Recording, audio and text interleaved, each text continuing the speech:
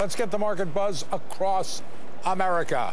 From Sacramento, Anton Bayer, I beg your pardon, Senior VP of CBiz Financial Services. From the Chicago Merc, Rick Spila, Fixed Income Derivatives Specialist at JP Morgan Futures. Boy, I'll bet, Rick, that your life is pretty interesting these days. Fixed income derivatives, right in the heart of the storm.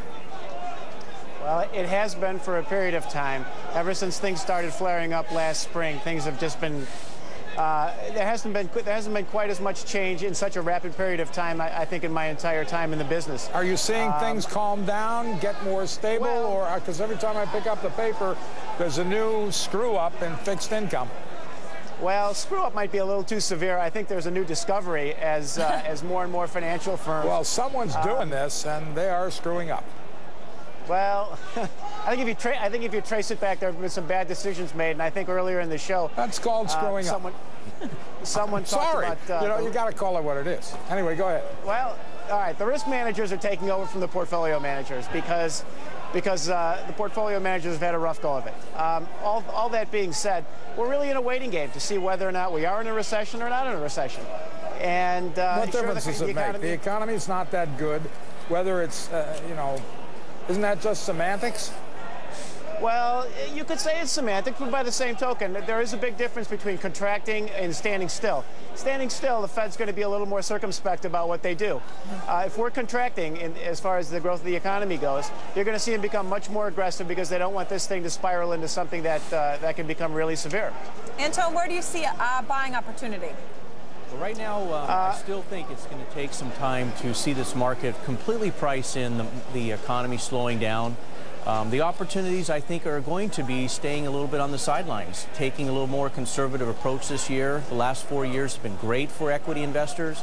I think this is a great year to just sit on the sidelines a little bit with less risk in your portfolio.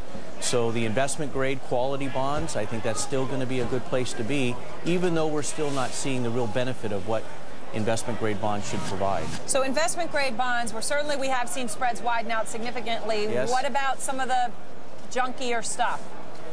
Well, the junkier stuff, we have a 192-point spread between 10-year and 2-year treasuries. That's the widest it's been since 2004. So I don't know if it's worth taking the risk right now with the junkier stuff when you've got the investment grade bonds at good buying opportunities right now. All right, Rick, times like these always created opportunities. Where are the opportunities, in your opinion? Well, I think at this point, if you want to try the junkier stuff, as was referenced in the earlier question, you do it at your own peril. But if you do have, for the most part, yields are attractive enough on good investment quality, fixed income, and I think that's where you go until things blow over and become a little more certain. How about munis?